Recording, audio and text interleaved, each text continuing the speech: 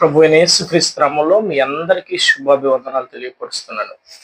క్రీస్తునాథుని యందు ప్రియ దేవుని బిడ్డలారా, ఈ యొక్క సమయంలో మీ మధ్యలోనికి రావడానికి ఎంతగానో చిన్న ప్రార్థన చేసుకుని ఆ తర్వాత మనం వాక్య పరిచయంలో సకల ఆశీర్వాదాల కారణం యేసయ్య నీ బంగారు పదం నిన్న నేడు నిరంతరము పేరెత్తిన దేవాన్ని యేసుతో ఆనందం అనే కార్యక్రమాన్ని వీక్షిస్తున్న నా ప్రియ దేవుని బిడ్డలకు ఈ యొక్క వాక్యాన్ని ధ్యానించడానికి ఇచ్చిన సమయాన్ని బట్టి స్తోత్రము వందనాలు తీసుకున్నామయ్యా. ప్రతి ఒక్కరి యొక్క వాక్యాన్ని హృదయాన్ని మార్చుకుని హృదయాంతరంగంలో వెతికి స్మరించి ఆరాధించి కృపను వారికి దయచేయాలి. ప్రతి ఒక్క బిడ్డని పరిశుద్ధ రక్తంలో వాక్యాన్ని ఎటువంటి జ్ఞానాన్ని కృపను వారికి దయచేయమని యేసునామమున ప్రార్థించి వేడుకుంటున్నాను. ప్రియులారా, ఈ యొక్క సమయంలో మీ మధ్యలోనికి రావడానికి నేను ఎంతగానో సంతోషిస్తున్నాను. అందును బట్టి మీ అందరికీ ప్రభువైన యేసుక్రీస్తు నామములో శుభాభివందనాలు తెలియపరుస్తున్నాను. ఈ సమయంలో మీ మధ్యలోనికి రావడానికి గల కారణం ఏంటంటే ప్రియులరా, మన దేశంలో జరుగుతున్నటువంటి సకల విపత్తులు మనం చూస్తున్నాం. ప్రియులరా, పాకిస్తాన్కి ఇండియాకి మధ్య చాలా విపరీతమైనటువంటి ఒక పరిణామాలను మనం చూస్తున్నాం. ప్రియులరా, పాకిస్తాన్ వాళ్ళు వచ్చి మన ఇండియా దేశం మీదకి వచ్చి 26 మందిని పట్టున పెట్టుకోవడం మనం చూస్తున్నాం. అదే విధంగా మన దేశం వారు ఎంతో సహించి ఇప్పుడు మళ్ళా అనేకమైనటువంటి పాకిస్తాన్లో పలు చోట్ల బాంబులతో దాడి చేయడం మనం చూస్తున్నాం. ప్రియులరా, ముఖ్యంగా దానికి గల కారణాలు ఏంటంటే ప్రియులరా, మనం ఏం చేయాలంటే ముఖ్యంగా దేశం కోసం ప్రార్థన చేయాలి. మొన్న చెప్పినటువంటి వాక్యంలో కూడా నేను చెప్పాను, దేశం కోసం ప్రార్థన చేయాలని. ఈ రోజు ప్రత్యేకంగా మీ మధ్యలోనికి రావడానికి గల కారణం కూడా ఏంటంటే దేశం కోసం ప్రార్థన చేయాలి.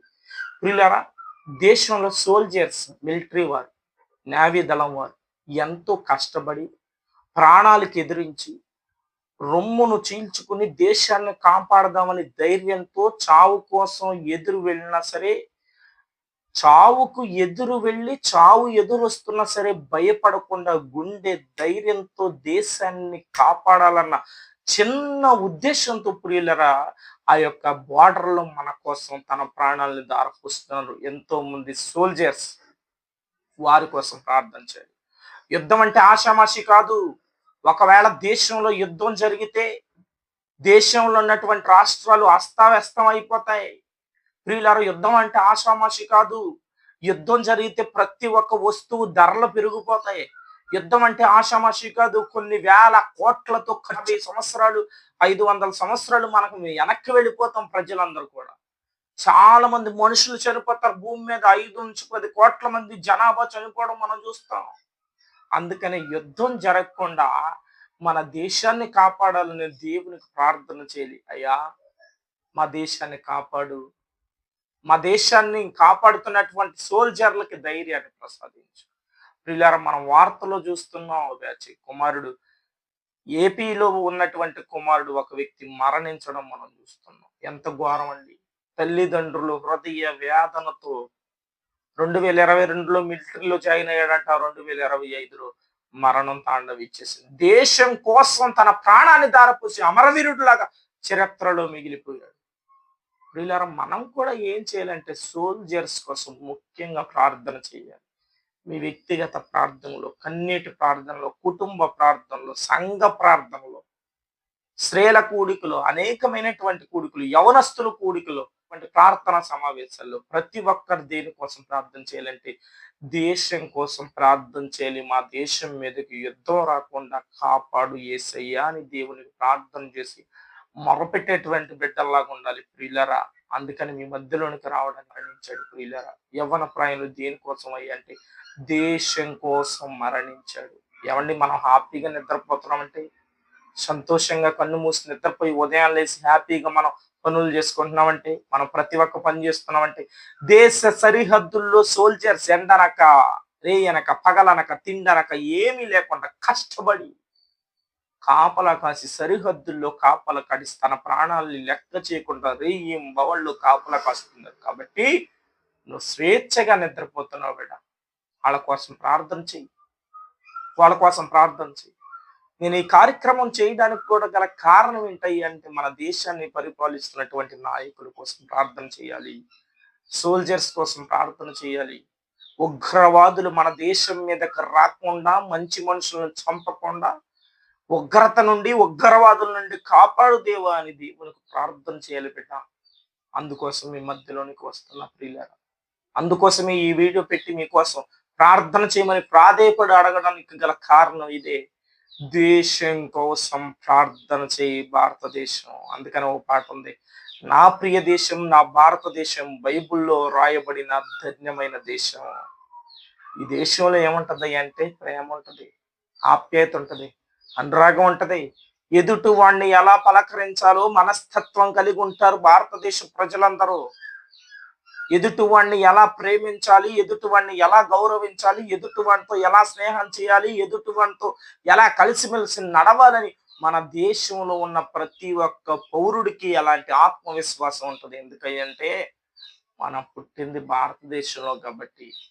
భారతదేశం నా మాతృభూమి, భారతీయులందరూ నా సహోదరులు అని చిన్నప్పుడు మనం నేర్చుకున్నటువంటి ఆ యొక్క ప్రతిజ్ఞను మళ్ళా మనం జ్ఞాపకం చేసుకోవాలి ప్రియులారా.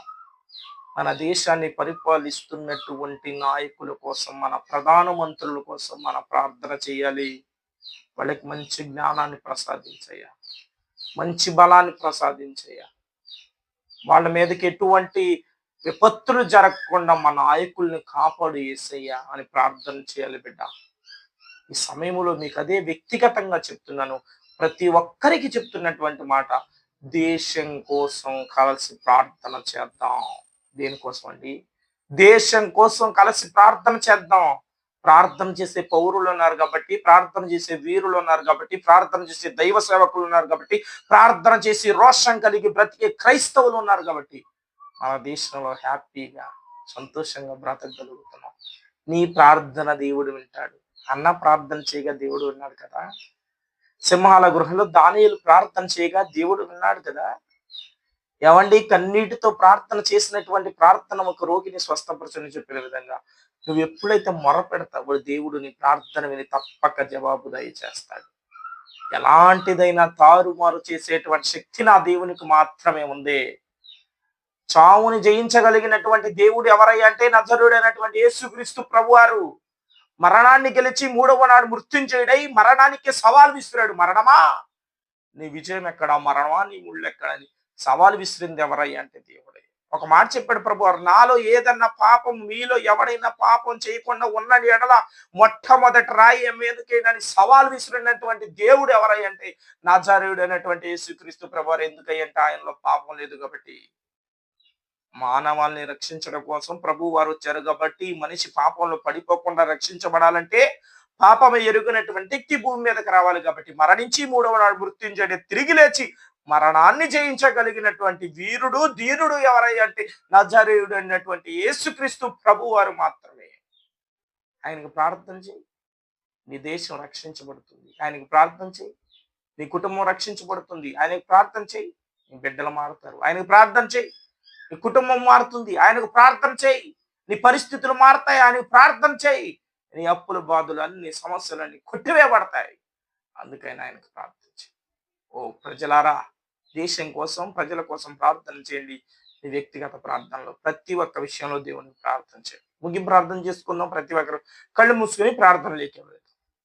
సకల ఆశీర్వాదాలకు కారణం ఈ బంగారు పాదం ఉంచుకుంటున్నాం. ఈరోజు దేశం కోసం ప్రార్థన చేస్తున్నాం. ప్రతి ఒక్క ప్రార్థన ఆలోచించి వారి వ్యక్తిగత సమస్యలను తీర్చి, వారి ఆర్థిక ఇబ్బందుల నుంచి, వారి అప్పుల బాధల నుంచి కొట్టేసి వారికి కావలసినటువంటి ఆశీర్వాదాలు ప్రభుత్వం తెచ్చి యేసుక్రీస్తు నామమున ప్రార్థించి వేడుకుంటున్నాను.